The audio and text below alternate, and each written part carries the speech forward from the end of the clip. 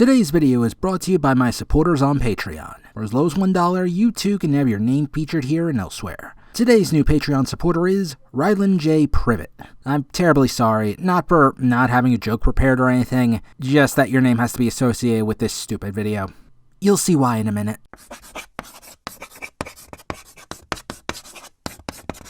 It's that time again. Time to talk about a series that's totally just like Powsona. JoJo's Bizarre Adventure is a series about a bunch of individuals with stands, which are summoned to fight on their behalf, just like Powsona. And the battles take place in Japan. Wait, they actually go to other places like Europe? And this one is technically more Italian themed? Well, they still mostly follow a group of kids, just like Powsona, and all as they take down a group of shitty adults in a crime organization that they are also a part of. Cut. Okay, real talk, I think I killed this joke with the Yakuza 7 review, and humor isn't exactly my specialty, so I figured today of all days was a good time for me to just look at a JoJo game I was curious about. Plus, if I'm being honest, the joke itself is also being killed by Atlas, as they are now starting to realize the strengths of their other franchises, given how SMT3 and 5 do have more merchandise available.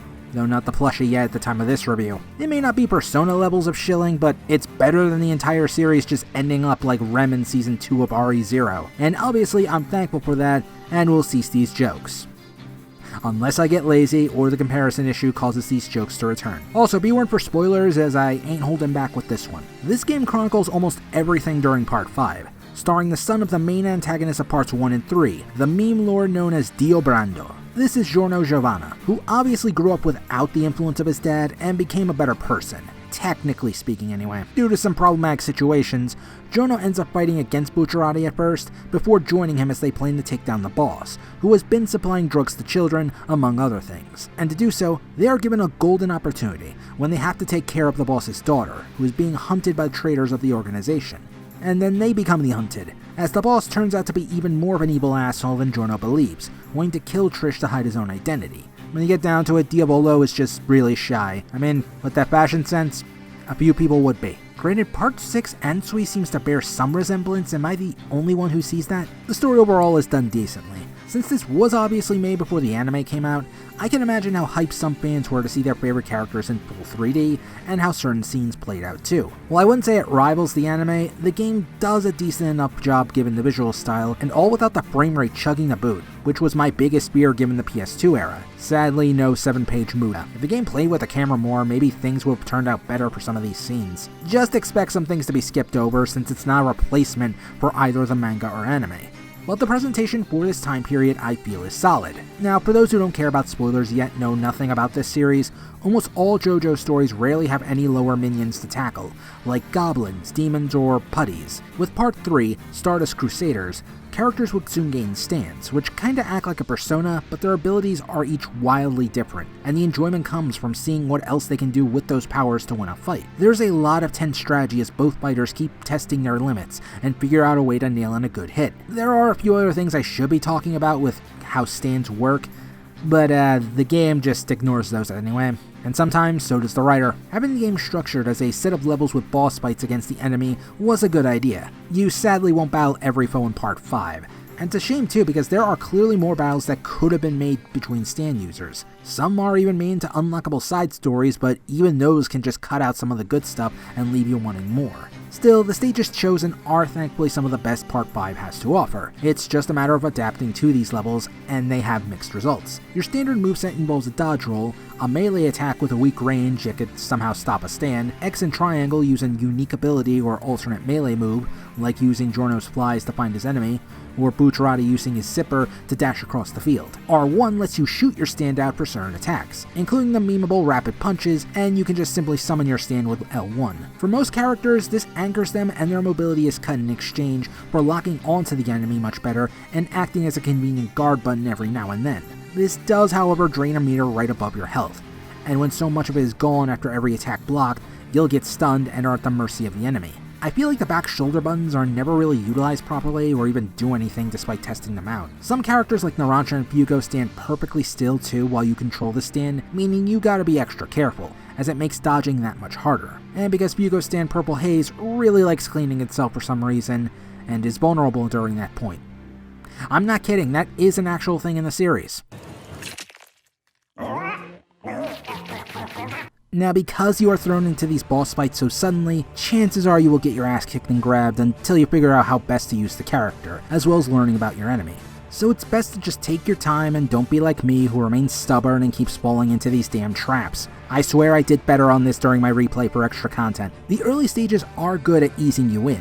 Again, despite my suckage. Giorno's first 2 fights are good examples of this, given how rarely his bow attacks and how much damage they sustained. Narancia kinda feels like I'm cheating since he has so many options to just wreck shit from too close and long range. Later on though, certain gimmicks and enemies do start to get annoyingly fast, requiring quick reactions you may never quite adjust to. The Mirror World is probably a good example of this given how it kinda reverses your controls a bit, but I have 2 worse ones. The first is the notorious BIG. In this, you have to control Trish and just survive for 2 minutes in the second fight. The first one is just annoying due to the grab, but you at least have the tools to distract it. This battle though, you kinda have to predict how it will strike, which is surprisingly difficult due to his speed. I had to get lucky a few times and even die just as the timer hits 0, and you have to attack since it'll just corner you and make maneuverability even harder. But hey, I'm sure someone can do this better than me. I just overall didn't like this battle, especially since Spice Lady doesn't feel like she has a lot of unique abilities to help with this fight. The same can't be said for the Sekko chase. Now, his boss battle has its own problems, like the car not exploding when I'm clearly hitting it, but I was eventually able to find ways to make him look super easy.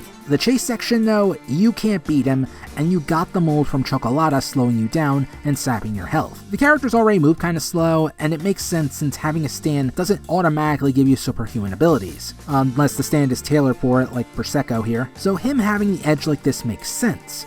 The issue is how his attacks have 0 warning, specifically with his damn lunge. With his fight against Bucciarati later, it's easier to see thanks to hearing a shout and dodging on instinct. By the time I hear Sekko in this first stage, I have to guess when to dodge, and when he hits me, I get sent back down the steps where the mold slows me down by a ton. What's worse, he can just as easily drag me back further into the level where the mold is more active, making the struggle that much worse. It made me wish I could just play as Bucciarati, as his special ability allows me to zoom around the level without much issue, but you don't have a choice in which stand user you get, so you're kinda screwed. Any other gripes are mostly just annoying things I feel they don't translate too well into gameplay. King Crimson is one such foe. Now in the first battle I think they did his time skip ability some justice, as he can teleport around, and the flash of the screen acts as a good warning to dodge his moves. But in order to sell this guy as being one of the baddest monsters alive, his charge move is a super fast tackle that's hard to dodge, and then he just has a ground pound so strong you'd think he was the Hulk. And since they figured the first part was too annoying, and to be fair it kind of was, they just give him the ability to slow down time. It's a cheap move made worse with how often he seems to spam it in the final fight. He even brings back a classic move from Street Fighter 3. Resurrection! Not up to full health, mind you, but it was pretty scary. I admit I cheesed him for a while and just fired off shots as I dodged King Crimson's godly shoulder tackles. Other characters translate well enough, and even if some are annoying to control or lack certain abilities, the combat does feel like the closest JoJo has ever gotten to being translated well into a video game. Other titles, your mileage may vary, like with Eyes of Heaven, but this PS2 title does hold true to the idea of needing to plan ahead and make use of the environment, as well as learning how best to tackle your foe. Plus, this was clearly made for fans thanks to another thing: secret factors. This is another reason why watching the show or reading the manga is very important, as reenacting certain points in the media will help in expanding your health bar. Since there are no health pickups at all, you need to do these. Though some are fairly obscure, like attacking a foe even if it's useless, and others are as simple as shooting your stand to certain things. For example, Giorno can shoot his stand and create a snake to help distract the foe when hitting a random object. Or in this battle, which I flubbed up, you can totally knock the boss into a giant zipper to instantly win the fight. This is one reason why replayability is important. Secret factors grant points, while the rest is gained from how much health you have left. Get a B rank or higher, you can then do the stage over and pick from certain characters to play as, provided you beat the game anyway. Though these seem to also lack the secret factor, so the challenge is potentially greater, especially if you don't know the full scope of your character's abilities. And because I got my ass kicked by the later bosses, I sadly don't think I can give Polnareff the rematch he deserves. The other important thing is the points accumulated. You might have noticed the bar to the right of the menu, and this does determine what other neat extras you can find. such as scenes not found in the story mode, though cut down, or even playing with 3D models and taking time to examine the stage without any fights. The last one is especially nice when I don't have to do ballet with this asshole on my tail. Overall, JoJo on the PS2 is an okay game that might take about 2 to 3 hours. Maybe less if you are skipping story stuff, but does at least offer a lot of replayability. However, I recommend this only if you enjoy Part 5, as you can get the most out of this game and see a rather interesting title for its time. Kinda makes me want to see Capcom do other JoJo style games. Just maybe something more original, see what the hell they do with it, and hopefully something that wouldn't get copyright claim like Asura's Wrath did. Special thanks to my Patreon supporters for helping me to create such a stupid video. Remember, for as low as $1, you too can help me during these trying times. Unable to do so? There are of course plenty of other ways, like following me on Twitter to help spread my content. Seriously do so, I'm no longer asking. Or doing the usual comment, like, and subscribe dealio. And I'll likely not make another April Fool's video for a while. This video kinda burnt me out on the idea. Just like Powsona 4!